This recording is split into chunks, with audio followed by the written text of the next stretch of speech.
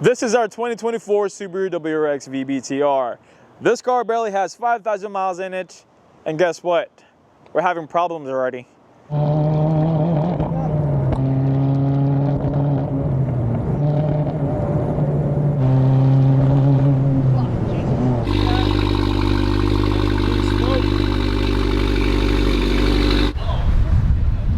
It's not supposed to be that much pressure. No, it's not supposed to be like that. Let us explain. So back in first week of February, Johnson and I went to track the WRX VBTR at Sonoma. The reason why we were on the track, because first we were testing a lot of things for our WRX VBTR, a lot of PLM products, how it can hold up, especially with the heat. And lastly, we were also data logging since the car is also tuned by D-Man tuning. I drove it from San Francisco to Sonoma, no problems at all. Did a few pulls here and there. As soon as we started going at it at Sonoma Raceway, this happened.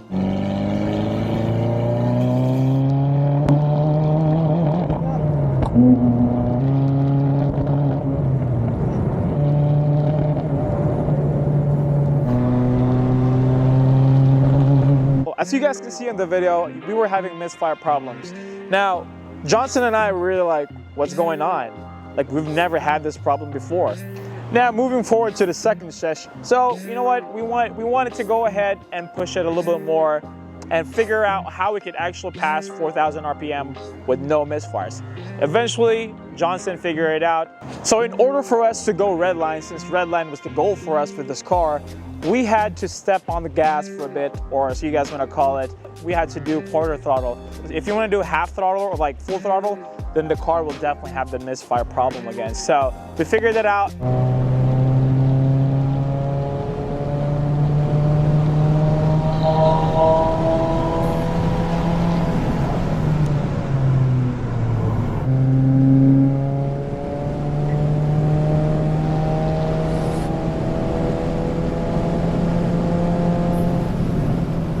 So we still wanted to push the car more. Obviously, quarter throttle was not enough. We wanted to full throttle this. However, we wanted to step back a little bit again, make sure that everything will still last good. Since we were only pushing quarter throttle for this car, we were still able to manage to get a decent lap for this WRX VBTR on the track.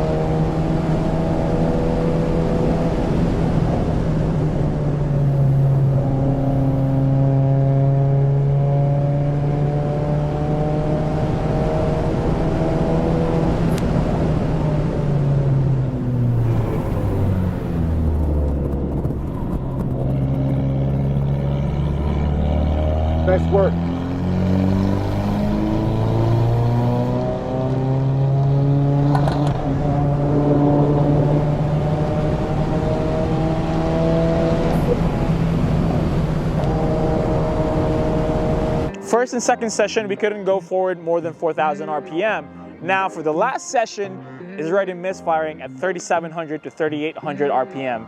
So it would still go more than 4,000 RPM or 3,800 RPM if you do the same thing like quarter throttle it. But again, we don't want that. We are on the track. We want to make sure we get everything out. We get a decent lap. We test all our parts and data log it.